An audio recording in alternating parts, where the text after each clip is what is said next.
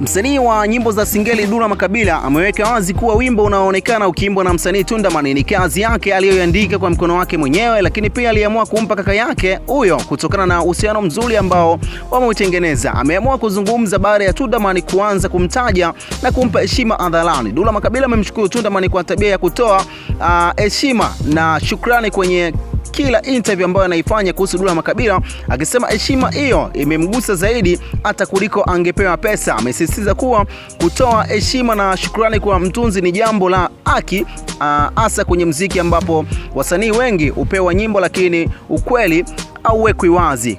Ameongeza pia kuwa iwapo wimbo huu utafika mbali ama utashika namba 1 katika mitandao ya kijamii, yuko tayari kumpa Tundaman nyimbo nyingine bila malipo yoyote, si ndio? Sasa tukutane kwenye comment, andika kitu ambacho amekifanya Tundaman kumtaja na kumpa heshima na shukrani Dula Makabila pale ambapo anafanya interview mbalimbali. Ameweka wazi mwandishi wa nyimbo yake mpya ambayo inasambaa katika mitandao ya kijamii, si ndio?